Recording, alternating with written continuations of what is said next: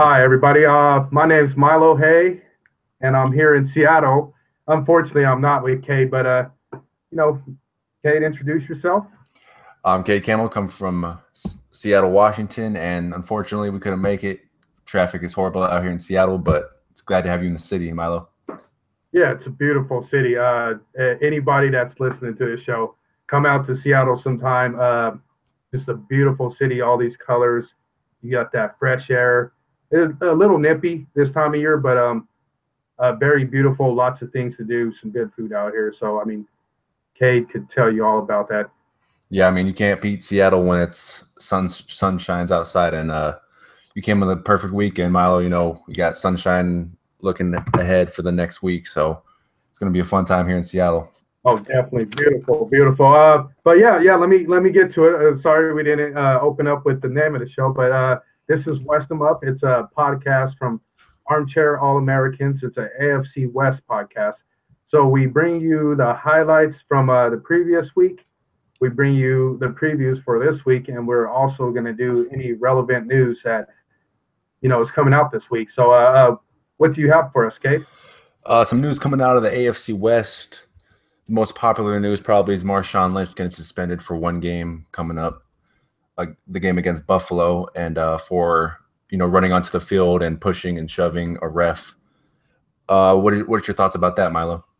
Well, first off, I want to give a shout out to Marcus Peters. I mean, he was mainly one of the main reasons why Marshawn ran onto the field. But Marcus Peters and Marshawn have such a great relationship. They grew up in the Bay Area together, and apparently Marcus Peters went to the actual hearing for Marshawn and talked to everybody that's doing the judging on what Marshawn should be punished with, and he stuck his nose in there and said, "Hey, look, he's a great guy, and a lot of it was my fault, but there's no reason to suspend this guy for more than just a game." Yeah, you got to give a shout out to Marcus Peters. I was reading the same thing. They were calling, I think PJ Penn, the offensive tackle for the Raiders, were calling him cousin. Marshawn thinks of him as a brother. So when you see your family enter an altercation with other people, you can't blame a man for going and trying to stand between his family and another person. But from the other side, I can see why people are getting mad at Marshawn, because he was protecting a guy on the other team, but that's his family. So whatever way you look at it, you can feel a certain type of way about it. But I think even though I think they did good, the NFL did good giving him a 1-game suspension, because it could have been more. But I think with the help with Marcus Peters and the hearing Marshawn Lynch had, it got reduced to 1 game. Yeah, and what I appreciate about all of this is, like you said, it's just the NFL realized that Marshawn made a mistake. He's not that type of guy. He's not going to rush in and just make contact with the referee every single time he gets mad at every single play. But regarding Marshawn, he just needs to be a little bit more responsible. I mean, anybody across any sport knows that if you make contact with an official, or if you I guess you could say threaten anybody in a negative manner. Obviously I wouldn't say any threat is positive, but a lot of trash talk on sports, on the sports field and all that. But yeah, just you can't run out there. You can't jump in a ref's face. You can't touch a ref. So it's something he can learn from. And Marshawn's still a pretty young guy, so he obviously got the time to hang out this week, and I heard he's going back to his old high school. Yeah, so oh, my bad for cutting you off, Milo. But yeah, I saw those videos too of him, running all over his high school team, and I got a good laugh out of that. But you were right, he has to be smarter. His mind probably wasn't in the right place, seeing Marcus Peters going through all of that. But he has to be smarter, like you said, not to shove a ref, because that's instant suspension on that part, and he can't.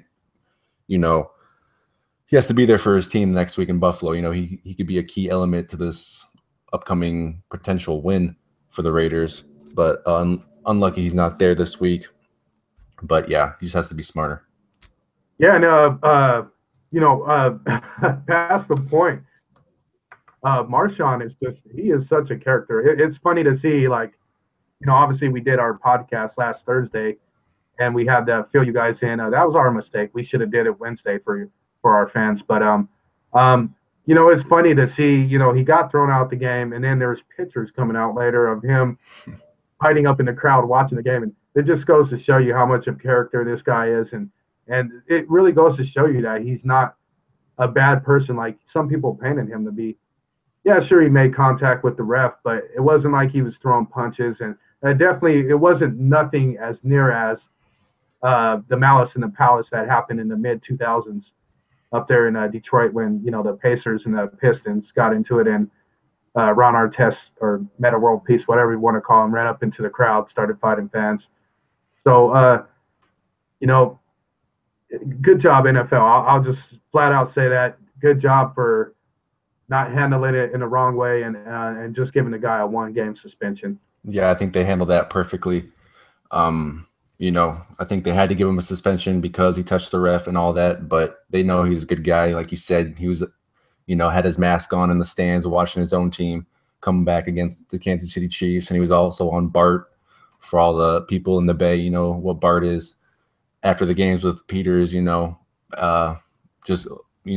just being around locals and having a good time. So hopefully the Raiders can move on from this and go to Buffalo with a good solid game plan for Richards and Washington, and then move on past that when Marshawn comes back.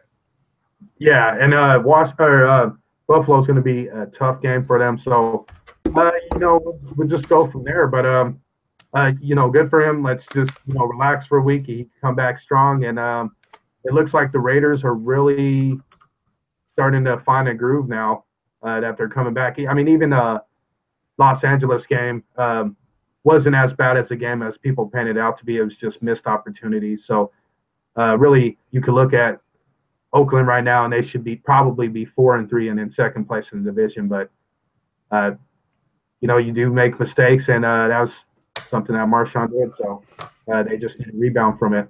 Yeah, I think they're on the right track to rebound. Got a good game coming up against Buffalo where they, have to come with the game plan, and I think they will. But some other news coming out of the AFC West. A good rival of the Raiders is the Denver Broncos, and they're getting Shane Ray back. He's the linebacker out of Missouri a couple years ago. What's your thoughts about that, Milo? So Shane, I mean, having him come back, it's a special thing. I mean, he injured his wrist and has been sidelined for quite some time. So, I mean, since the beginning of training camp, he grew up as a Kansas City fan. So has the Kansas City tattoo. People can hate him in Denver if they want, but the guy is a big part to our defense. And I think that's what has happened in Denver is just the lack of some of our defensive players that we haven't had here. And with Shane Ray, that obviously puts a lot of options behind the Broncos defense of, if they're going to blitz the quarterback, if they're going to drop, say, Von Miller even back in coverage, or if they're going to drop Shane Ray. And so having him back, it's going to speak volumes on the football field. And hopefully, you look at the Broncos statistics and what they've only had 4 turnovers in 6 games this year so far. And I believe the last one, the Oakland Raiders. So that was a couple weeks back. Broncos are struggling on with a guy like Shane Ray. They are able to force even more turnovers. So he might be one player, but he's definitely going to make an impact when he comes back for Monday Night Football. Yeah, I can't wait to see him, and I can't wait to see that game as well.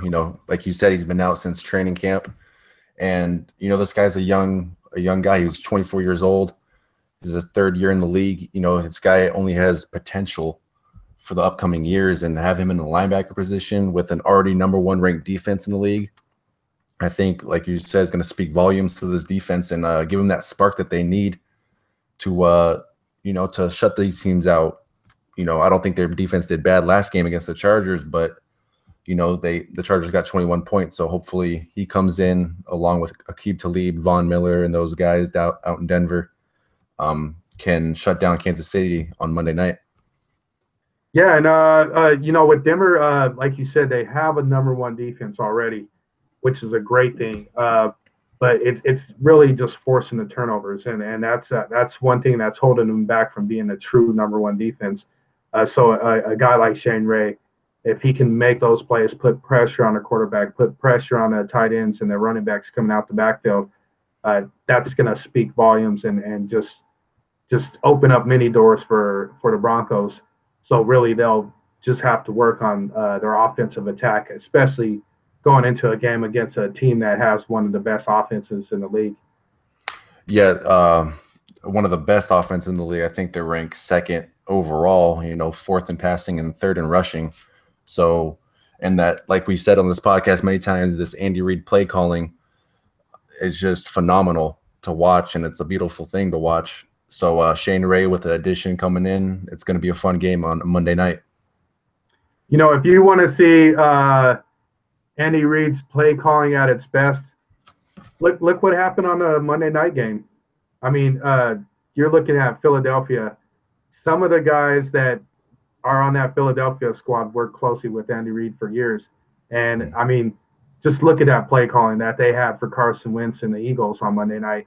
That is a special thing, and anybody in the NFL knows that.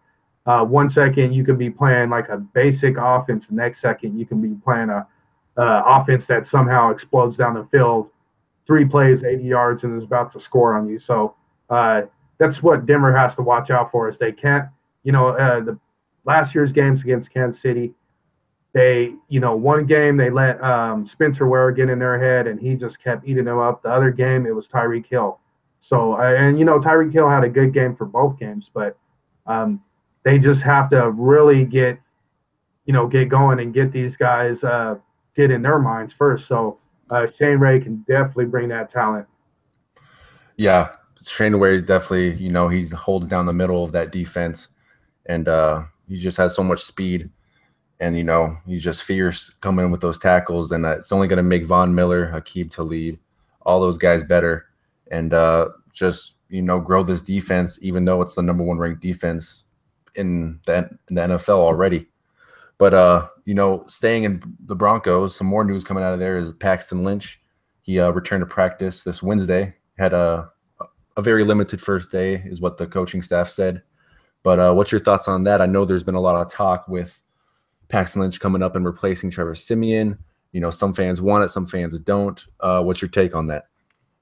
As a Denver fan and as a Denver native, I am just not a fan of Paxton Lynch. I've seen enough of him to know that this guy, if he does become an ideal quarterback in the league, he's probably not going to be a guy that's just going to be that great. He's not going to be a Tom Brady for you. He's not even going to be a Cam Newton for you. He might be a decent quarterback at best, but I just think the guy doesn't really have his head on his shoulders. And with Bronco fans, I will honestly say it, and thank goodness I'm not one of them. But with a lot of Bronco fans, it's if a quarterback's doing bad one game, and I even seen it with John Elway when I was growing up. He would do bad for one game, and fans would be like, "Put in Bubby Brister." Brister, by the way, I don't know who he is, but no, put in Bubby Brister or put in this guy, and it's like, no, it doesn't work that way. Everybody's able to have a bad day. My thoughts on Trevor Siemian right now is it's an offensive struggle. Yeah. It's not necessarily just Trevor Siemian. It's an offensive struggle for the whole team. Whether it's the lack of receiving we have. I know we do have Emmanuel Sanders in Denver. We also have Demarius, but Demarius has been playing injured the past 2 weeks. Sanders will be out at least for another week or two, maybe even more than that. But there's just no depth there. There's no depth. And, with some of these guys, they're average receivers.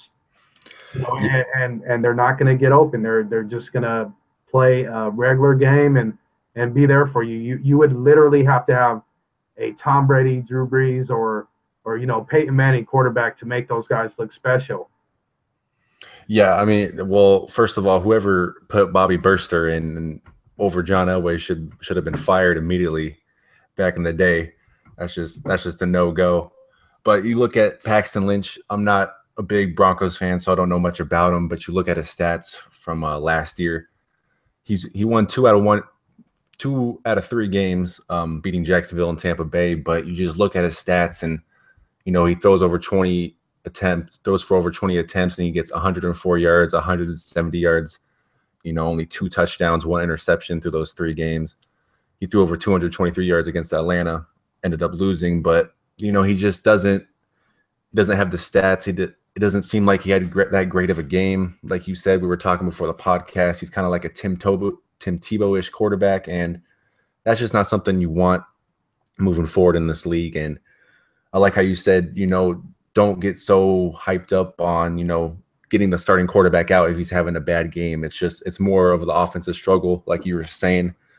It was just, you saw the last game, the Broncos playing the Chargers. The Chargers were rushing 4 guys and dropping back 7, and they were still getting to the quarterback. So I think it's that offensive line that's been struggling and making Trevor Siemian just look not like the quarterback he's used to looking, because I think he's been looking great this start of the season, with the exception of these last 2 games. It's just he's not getting that. He's not getting the what is it called? The fakes to the running back and throwing it. He's not getting that play action. Yeah, he's not getting any play action. And he's great at that. Yeah, and you bring up a good point, and you even look at the New York game. He threw for over 300 yards in that game. Sure, he had to throw the ball damn near 50 times, but the guy threw for over 300 yards. So he obviously has the arm on him. He obviously, can get it downfield or whatnot. There is some struggles, whether it's being in sync with your receivers. But, Trevor Siemian has what it takes to be a decent quarterback, a good quarterback in this league. Maybe not every team starter, that's for sure. Yeah. But if people are sitting up here and saying, throw in Paxton Lynch, you know what? Why did he beat Paxton Lynch out the past 2 years to be the starter? That's just the point I want to throw out there to Broncos fans. Yeah, he's beat him out these past 2 years, and it's kind of crazy with when you get on Twitter. When I get on Twitter with the West Them Up podcast, you see all these Bronco fans just bashing Trevor Siemian, and it's just like, well, he's beat out Lynch, he beat out Osweiler. Have some faith in the guy, because without him on a couple of those games, they wouldn't have won them. He just had great games, and I think with him, you just need that good rushing game that I believe the Denver Broncos have. It's just been absent these past couple games, and the line. I heard that they're on their like 3rd string of some tackles and guards there. So it's just the offensive struggle, and I just think people need to slow down and give it a few weeks in Denver, because this team is elite. They have an elite defense. It's just their offense is ranked 26th, and it's going to come with time, because Siemian is still young for that system.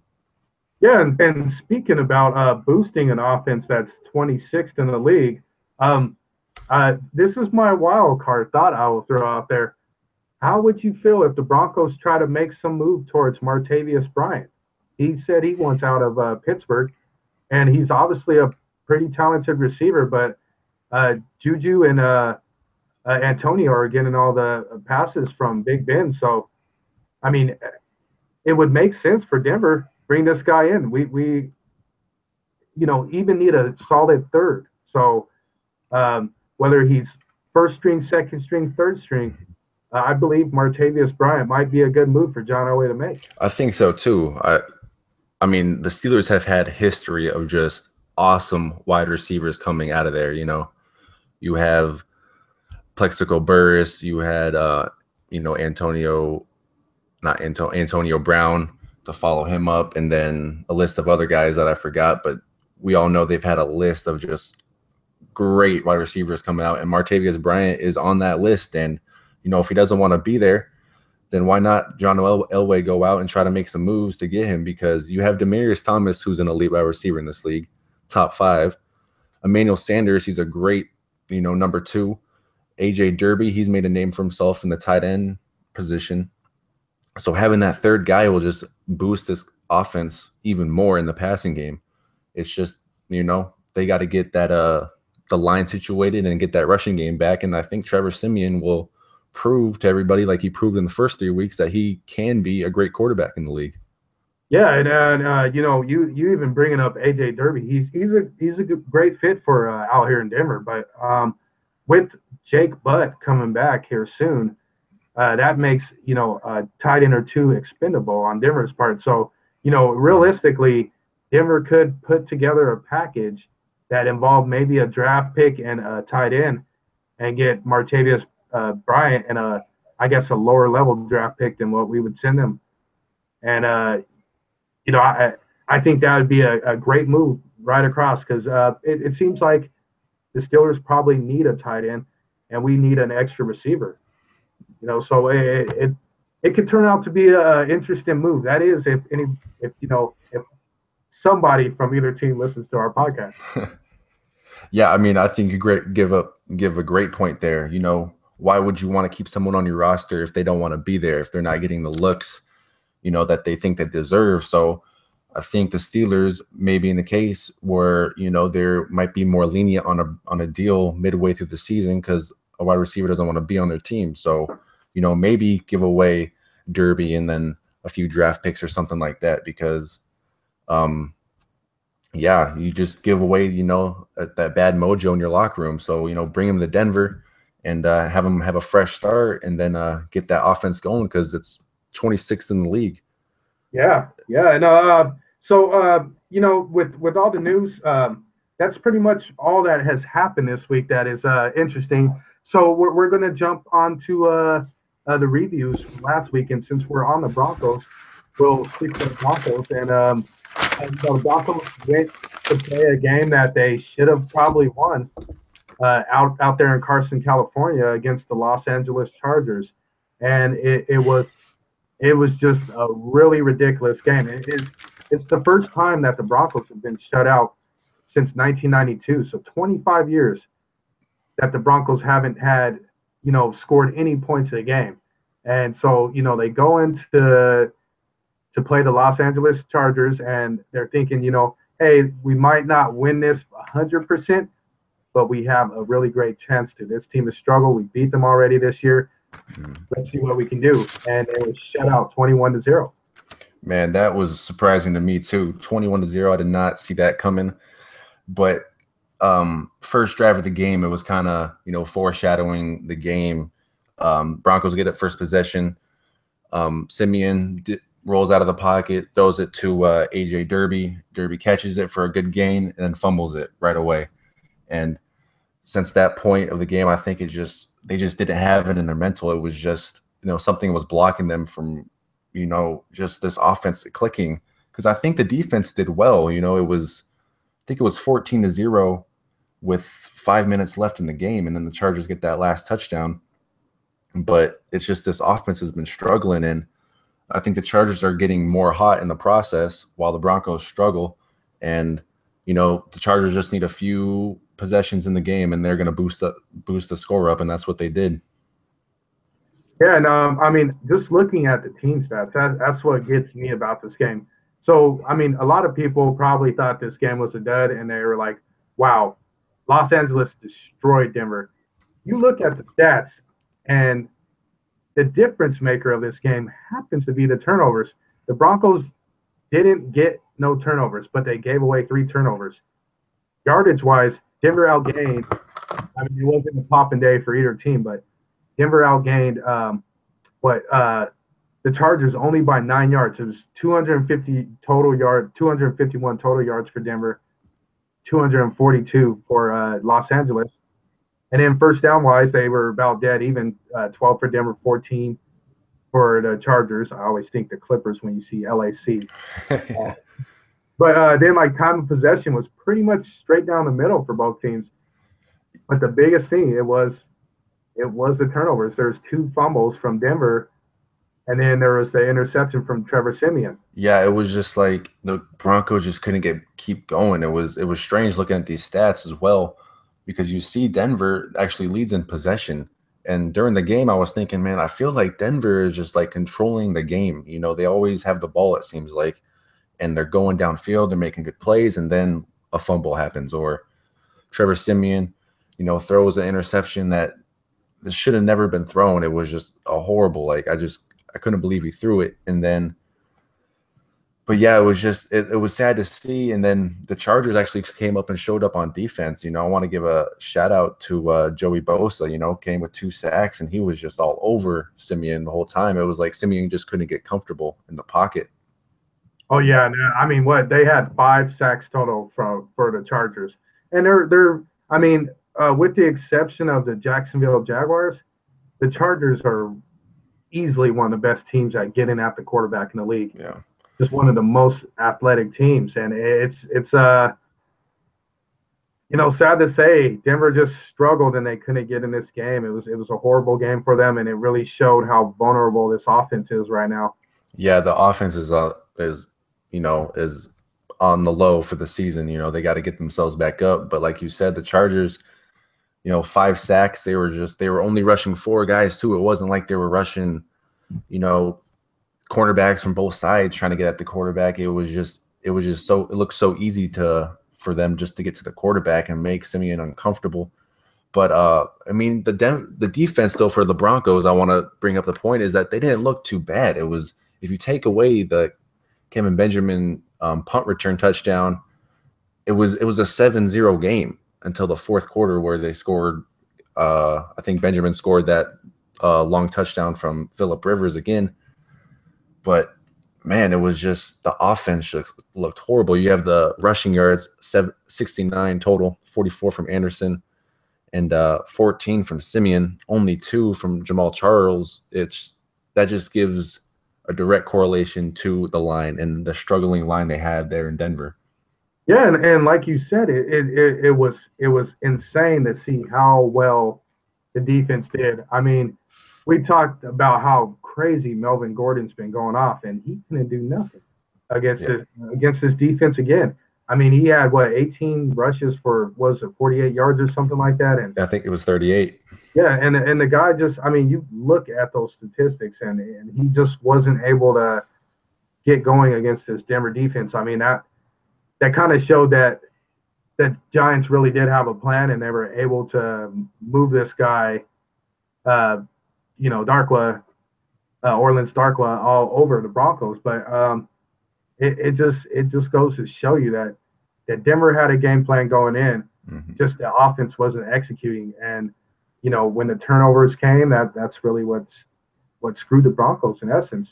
Yeah, it was like, that fumble happened, and then Benjamin returns the punt return, and it was just like that. The Chargers took over the game, and and Denver was always like fighting back at that time, and I think they just had that mental block that the offense has been in these past few games, it looks like, and they just show no confidence. They kind of look like the Raiders a couple weeks ago, where just nothing's going their way. The ball isn't a basketball term. The ball isn't rolling in their favor, and they got to, like you said, maybe get a Martavius Bryant or something to spark this team back up, or do something to give life back to that offense.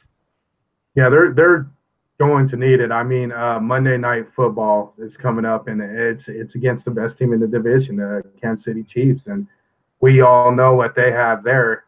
They have, I wouldn't say Kansas City's defense is as suspect as we talked about Oakland's defense being.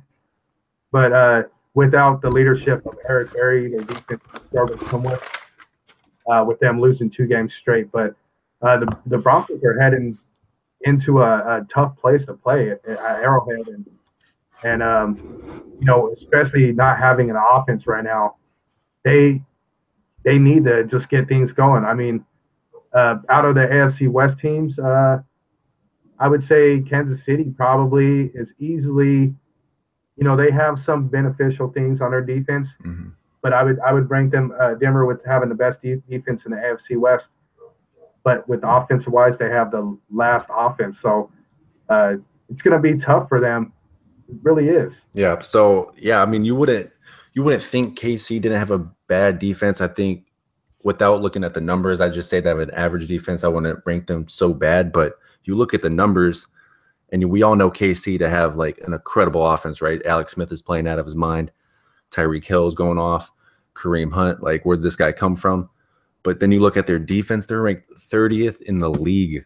So looking at Denver, the Denver Broncos have the 26th best offense and the number 1 best defense. So we have 2 complete opposite teams coming at each other on Monday night. So it's like which best side of the ball can perform the best. And I think the Broncos have a great opportunity to get this offense start rolling again against one of the league's worst defenses when it comes to the numbers. Oh yeah, and I mean, yeah, it's just going to be one of those really interesting games to see which unit overcomes their woes more. But I mean, just from the experience of last year, seeing the Chiefs dominate the Broncos last year, it's going to be a really tough game, you know. And Denver just does not look great right now. I mean, they started out great. They were looking like they were going to be the cream of the crop and compete this year, but it hasn't looked great at all. Yeah, they've been, you know, underwhelming these past few weeks, because I thought, just like you, man, I thought they were going to be like the dark horse coming out of the AFC West. You know, that Trevor Siemian looked comfortable, looked confident, and, you know, I just haven't seen that the past few weeks. But like on Twitter, we even had a poll with the West Ham Up podcast. I asked what the best team in the AFC West was. People said out of 123 votes, the Chiefs got the most votes with 37%. The Raiders got 31%. The Chargers got 30%. And then the Broncos got 2%. So it's just like, even the people know that Denver is not doing too well, and they need to, like, I don't know if their hands on the panic button right now, but things need to start rolling in Denver to save their season potentially with this Monday night game against the Chiefs. Yeah, and oh man, just even looking at the AFC West standings, you know, Kansas City scored over, the only team in the division that scored over 200 points. Denver barely scored over 100 points. They have 108 points on the year through 6 games. I mean, they're essentially the only team that's had a bye week in AFC West. But when it comes to scoring against them, Denver has allowed 118 points, one of the best in the league by far. But still, I mean, if you're going to win games, you have to do the points for and points against. You have to have more points for your team, and that's just something that the Broncos need to figure out. They need to get something going. They need to get the right pieces in there. They need to, you know, mix it up and throw a receiver in there that's on the practice squad. You know, it was so disappointing, and I know this is a little off topic. We're sitting up there, you know, preseason. I know you remember it, but when the Broncos were doing cuts, they cut quarterback Kyle Sloter from University of Northern Colorado. And, I mean, personally, I thought he looked way better than Lynch. Well, you've seen how quick Minnesota picked him up. But it just goes to show you that I don't know if it's Elway making bad decisions right now in combination with the front office, or what the deal is. But yeah, just even if you have to demote somebody to the practice squad really quick, or trade them away, or, you know, spice things up, get somebody out there that's gonna click with our offense and just be able to go out there and shred things up. Yeah, like the most cliche saying in football is defense wins championships. And I mean, the Denver has the best defense in the league. They have, like you said, 118 points allowed against that team. But, you know, you need some type of offense to win games too. You can't, you know, overlook the offense, and they just haven't brought it.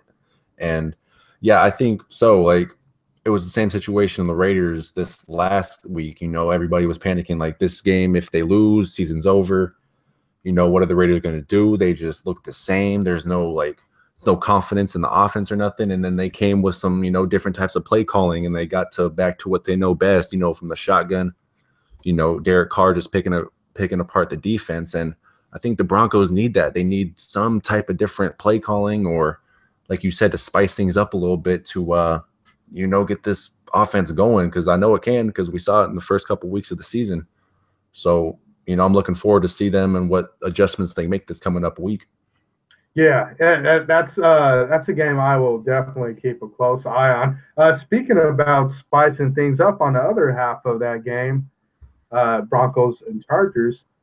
The Chargers are heading out to Foxborough. They're going to be playing the Patriots. Chargers have won 3 games straight. So, what are your thoughts about that? It's I mean, do you honestly think they might have a chance in Foxborough? How do you feel about that? I think this offense is just rolling right now. They are, they go 0-4 at the beginning of the season, and everybody, is looking at them, being moving from San Diego to Los Angeles. They're in a big market now, and not living up to the expectations people have for them. But just in a blink of an eye, they're 3-4. They come back and they beat the Giants, and then they beat the Broncos, and I forgot who they beat last week, but they've been doubted every game of the season, and they're on a roll right now. So them going to Foxborough, I know the Patriots are on a roll. They were struggling in the early part of the season, but this might be an upset alert right here. This might be the upset that I picked the Chargers to win this upcoming week, because this offense is rolling. I think Phillip Rivers is playing great. He's had, I think, 1 interception the past 4 games and 8 touchdowns the past 4 games. So I think he's playing great. I think everybody's buying in. The defense is showing up now when the offense is showing up. And Melvin Gordon, I know he had an off week last week, but we all know the Patriots defense has been struggling, and Melvin Gordon just eats away at defenses. So I can see them going to Foxborough and pulling up an upset. What about you? I agree with you totally on that. It's surprising, like, some other websites, I will say, not mention names or throw too much shade on them. Right after New England won this week, they were just on New England's jockstrap. Oh, they're the best team in the league by far. Who do they play? The Falcons. And have the Falcons been great this year? No. Who did they beat the week before? The Jets. The Jets, 500 team. Not the greatest team. The Jets are performing better than they should be this year. Mm-hmm. But I am a Denver fan, and I am not, living in Denver. Anybody that is a fan for any team other than New England hates New England. Just because of their successes, and call it what it is. If you think they cheated or not, whatever it is. But I'm not high on New England this year at all, because they haven't really shown quality wins. Yeah. They have some good wins, don't get me wrong, but how many times have you seen New England get in a really easy schedule? In the past 10 years, they sometimes get some of the easiest schedules heading into the playoffs. And so they could end up going 10-6. They could end up going 15-1 and make the playoffs because they've had an easy schedule. And this year, it just seems like that's the case of these guys. It's, like you said, the defense is just that is a horrendous defense out there. I don't know why anybody. I mean, they have a great defensive coordinator that could throw some curveballs at you, but I'm just not high on the Patriots this year. They don't look as good as they should. Tom Brady is still playing lights out, but if somehow he can manage to stop this sack-happy Chargers defense, then yes, New England will win this game. But if they can't solve that problem, Melvin Gordon's going to have a field day. Phillip Rivers is going to have a field day, and you're looking at Joey Bosa and Melvin Ingram just getting in there and wrecking that backfield up. Yeah, I mean, I'm just being nice, saying the Chargers, I think, are going to go in there and just and take a game from the New England Patriots. But, I want them to beat the New England Patriots bad. I'm right there with you, Milo, as a New England hater. I'm a Raiders fan. I can never get the tuck rule out of my mind. Until the Raiders beat them in Foxborough in a playoff game, that will always forever be in my brain. So, and like you said, that New England defense is atrocious. They're 32nd in the NFL, which is dead last. And I mean, you can never go against Tom Brady. He's one of the greats, if not the best quarterback we've seen in the NFL. But with this defense like that, and you have a hot offense coming in with the Chargers with Phillip Rivers, who's played just as good, I feel like, as Tom Brady in the past couple weeks. And a guy like Melvin Gordon, like you said, who just gets touchdowns after touchdowns. It's gonna be a field day for the Chargers, and I'm hoping they go in, even though they're in the division. And I'm a Raiders fan. I still hope all these teams in the AFC West destroy the Patriots this year. Yeah, oh man, that'd be nice, but we'll have to wait and see for that. Come on, Los Angeles. For sure. I am definitely rooting for them in this one. So let's move on to our next guys. We did touch on this game a little bit, but to go back and I guess fill out the other two AFC West teams, we had the Raiders and the Chiefs last week, and that was, oh man, if that wasn't the thrill of the week, I don't know what was. Man, yeah, if that wasn't the thrill of the season, like if it's either the Raiders and Chiefs or the Cowboys and Packers for the best game of the season in my books. But that game was phenomenal, man. It just had everything you wanted in a football game: the drama, the touchdowns, the crazy plays. It was an awesome thing to watch. Yeah, and honestly, the Chiefs would have won this game if it wasn't for the two ridiculous defensive holding calls they had at the end of the game. I mean, there was no time left on the clock. So, I mean, the first call came with no time left on the clock. They stopped him. I was like, oh, game over. And then all of a sudden, flag, defensive holding. So they get one more play. Well, they stopped him again. And then they get a holding again. It was just like, you guys, the Chiefs literally threw away this game. And, for the Raiders to come back without Marshawn Lynch and, just to see Amari Cooper finally get it going, that was amazing. I mean, that guy, offensive player of the week in my books. Yeah, I think he did receive maybe the AFC West or AFC player of the week or something. I remember reading that on Twitter. But, yeah, it was great to see him come back and finally get a great game from him. He had ended up with 210 receiving yards, 2 touchdowns. It was just him and Derek Carr finally connected, which was great to see for the rest of the season. But, yeah, it was just a crazy game on the Chiefs' part. They literally had the game in the bag. But I think the first offensive holding call was kind of iffy for sure. But then I think the second one definitely happened when he was holding on to Cordell Patterson. My apologies. But yeah, this Chiefs team is just. I think the Raiders exposed how bad that defense is, because a lot of people have just been focusing on how good their offense has been and just how dominant they've been in that category. But it just seemed like the Chiefs just allowed the Raiders just to pick them apart. That the last 2 quarters that we didn't cover in last week's podcast, it was like they just rushed forward and just dropped 7 back. And that's, if you're going against the Raiders, that's what Derek Carr wants. That's how he strives in the shotgun, picking apart defenses like that. So I think there's the Chiefs aren't as good as we thought they were, but it's just because of that defense, in my opinion. Yeah, no, that's like you said, Oakland figured out the blueprint. It's pretty much, hey, these guys are high powered on the offense. All we have to do is play a good enough defensive game to stop them enough. Mm-hmm. But our offense is just as good. We can move the ball downfield. We're going to drive down on these guys. We're going to damage them. And that's I mean, you're not going to stop Kansas City on defense. You're just not. They have too many weapons. So your offense has to play at a high level like theirs. And that's why I see a struggle for the Broncos come Monday night. But, past that point, it's just it was just quite the shocker. I know we ended our show and it was looking like the Chiefs were heading into another win. And for them to, after halftime, I was like, oh, yeah, this game's probably over. And sure as hell, Amari Cooper is still damaging that defense and just finding holes. And,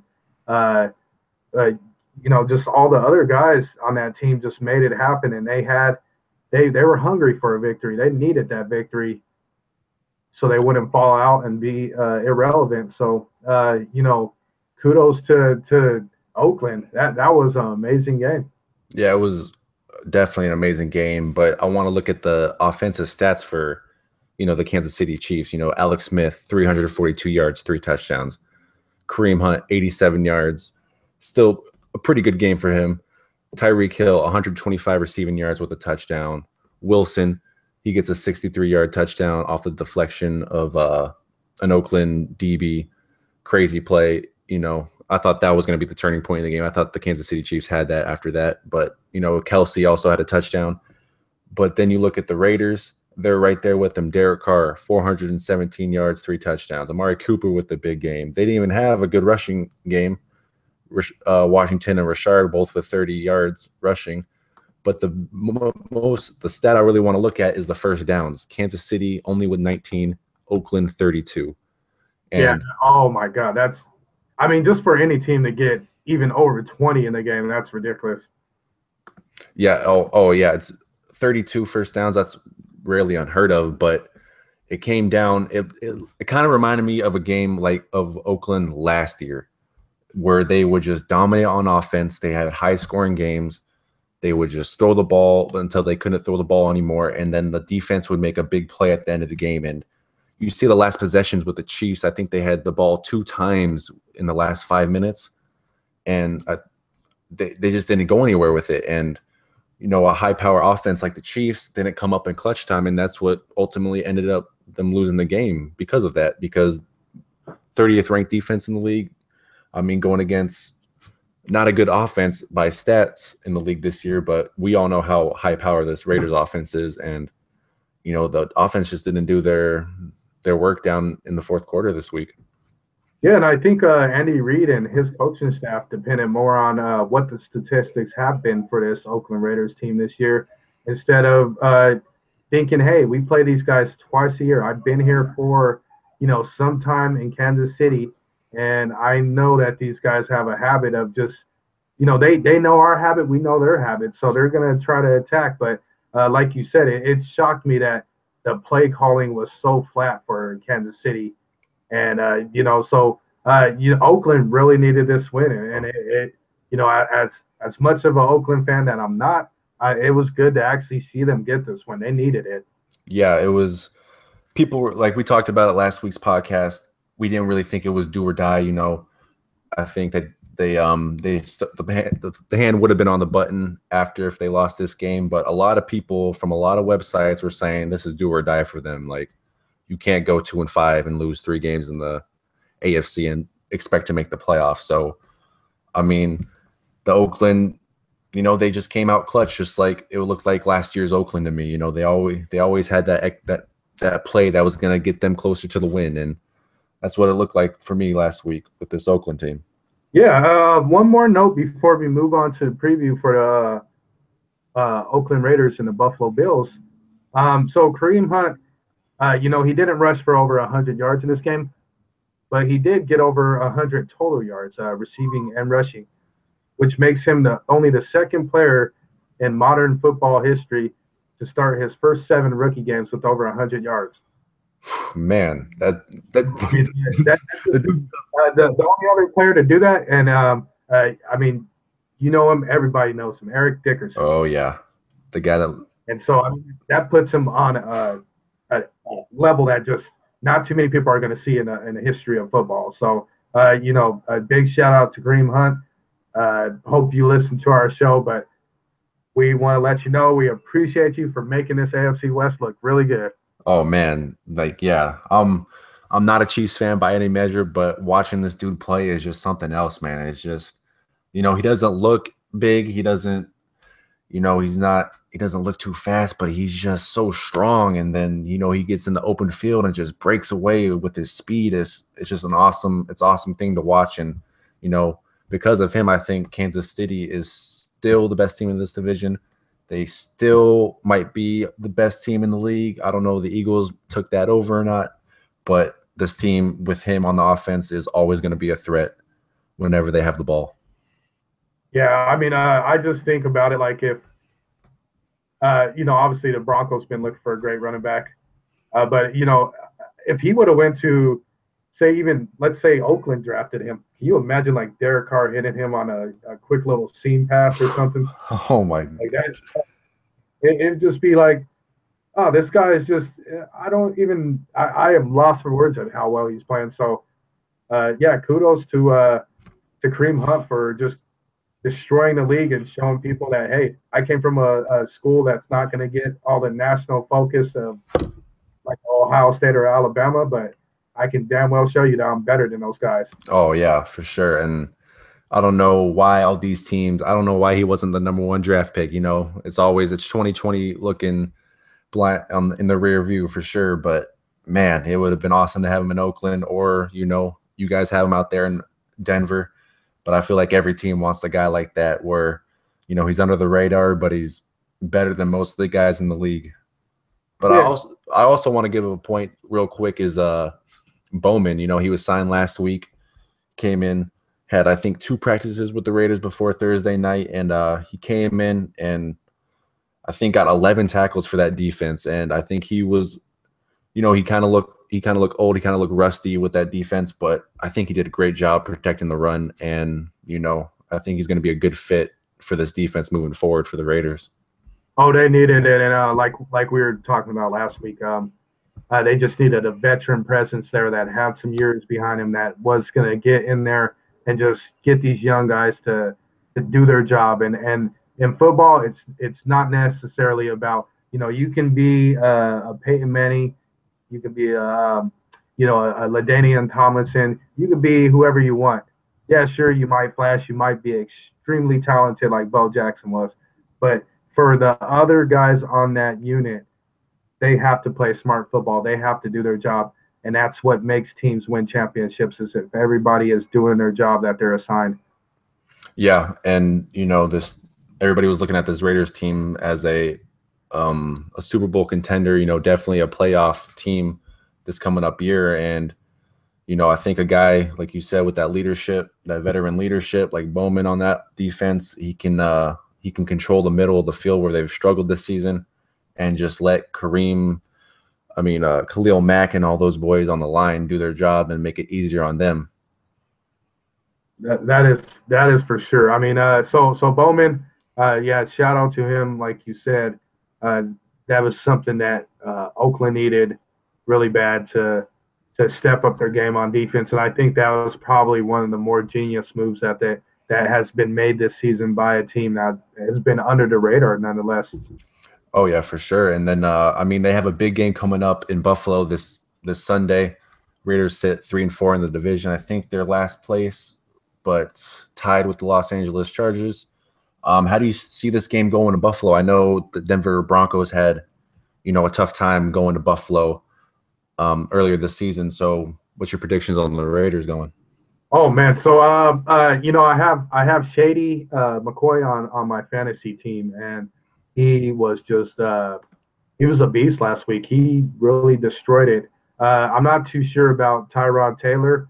I know he can be on and off and have a game where he throws for 100 yards and rushes for 20 and still win a game. But Buffalo is one of those teams that's flying under the radar as a good team that they kind of, I guess you could say, mimic what the Broncos are. They have a little bit of a better offense, but their defense plays lights out each week, and their defense is underrated. So that's the biggest struggle I see happening for Oakland this week is can they overwhelm that defense and catch them off guard and just switch it up and make sure that that they're not predictable, that they could just beat this Bills team flat out.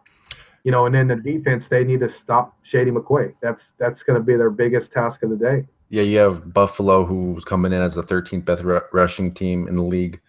They're the 20th best defense, but their passing game is the 29th, and that's like what you said about Taylor being off and on each week. So I think their defense is going to be there. The rushing is going to be there, but it's all dependent on Taylor if this team's going to get points or not and lead this team over the Raiders, because I think the Bills are a better team than the Raiders, and I think that they can beat them, but it's all up to if Taylor's going to show up or not, and also it's up to if the Raiders can continue the streak with their offense playing as good as they're playing, because without that, there's no hope. Excuse me. I had to say really quick, but you're totally right about that. Never underestimate a team. I mean, clearly the Broncos did the past 2 weeks, but never underestimate a team.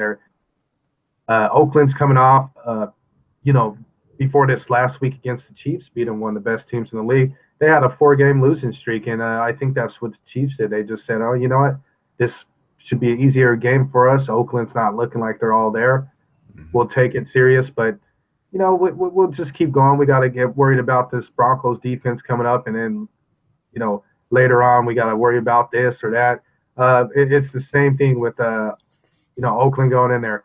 Sure, the Bills might not have the best defense. They might have a really bad offense, but they can get things going. This is a team that was #1 in the league last year for rushing. So they still have that capability. They just haven't found it this year, and teams have found a way to stop that.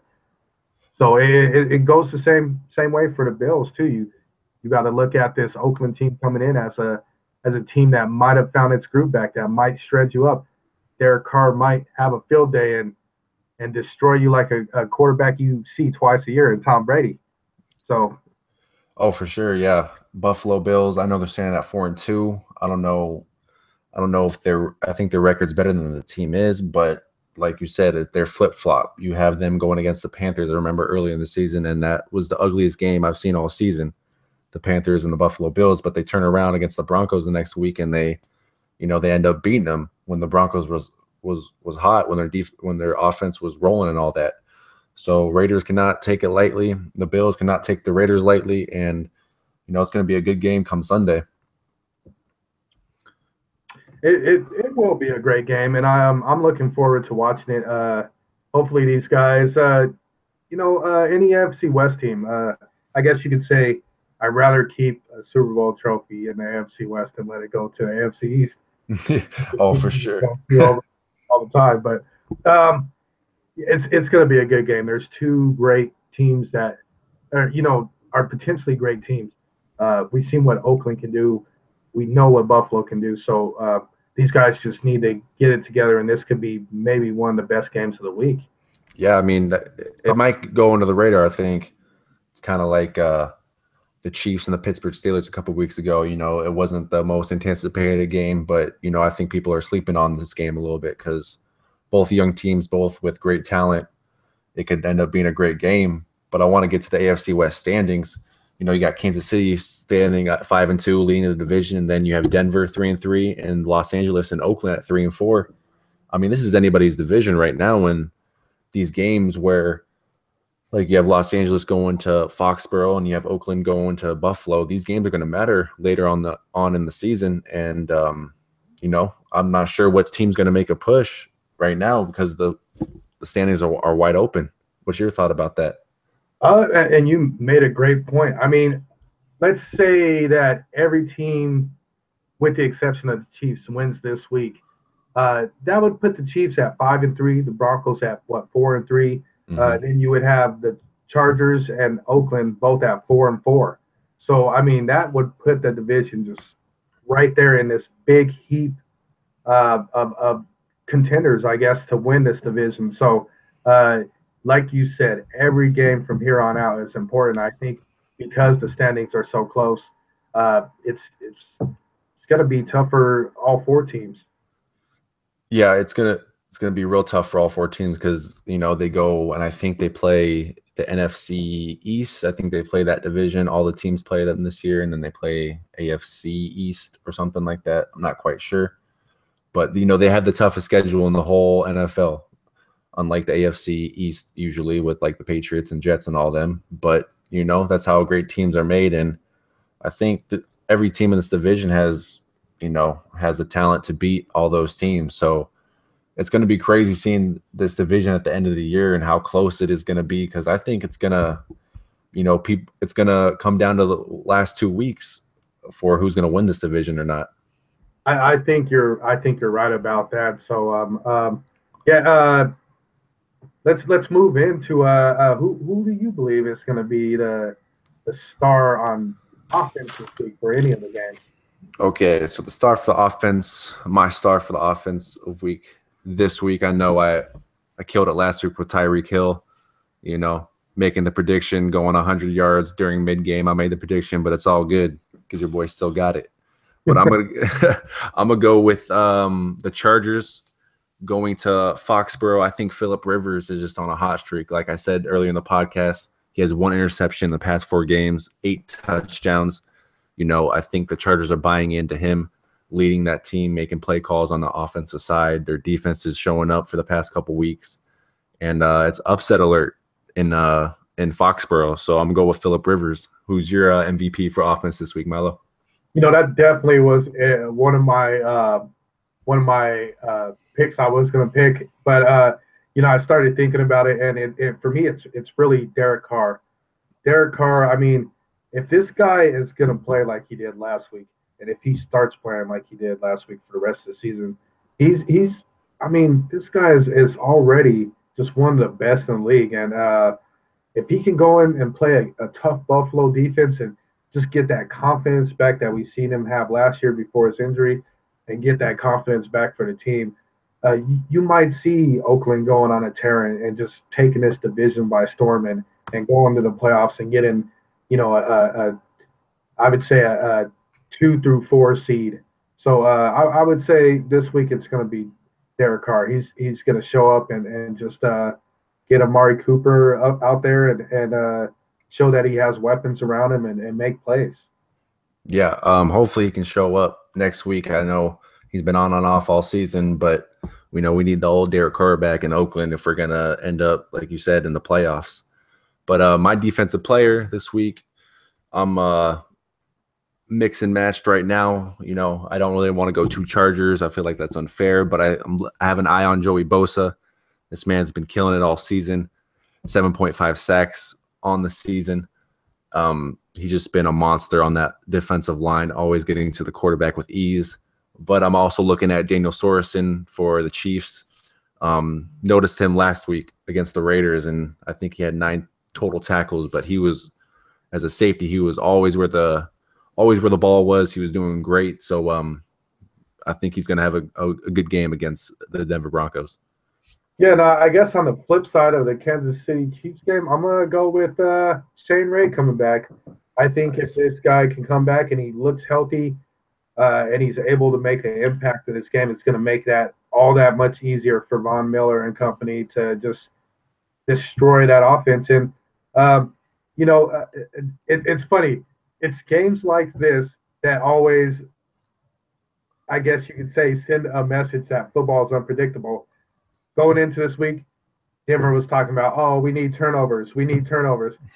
They're playing against a team that has only had 2 turnovers this whole season in the Kansas City Chiefs. Wouldn't it be funny if the Chiefs end up giving away the ball 4 or 5 times? So I can honestly say that's who I'm going for as my defensive player of the week would be Shane Ray. Yeah, I was definitely thinking about Shane Ray too, because I think he's just going to come in and give a spark to that defense. 3rd season in the league, and he's young. He's hungry. He's been out since training camp. He wants to hit somebody, and I cannot wait to watch this game, Denver versus Kansas City, in Kansas City on Monday night, prime time. It's just an AFC West collision, But I just can't wait, man. It's going to be my game to watch this week. Oh, definitely so. Definitely so. So we're going to wrap it up. Going to get some grub in my system, man. It's so much food out here in Seattle, so going to try to enjoy it. But my name is Milo Hay. This AFC West coming from Seattle tonight, and my partner here in crime. This is Kay Campbell coming from Seattle, Washington. Follow us on Twitter, West Them Up Podcast. Go check out Milo Hay on Armchair All Americans. We're in Seattle, about to go eat good, people. So have a good week, and we'll see y'all next week. All right, folks. Bye-bye. Peace.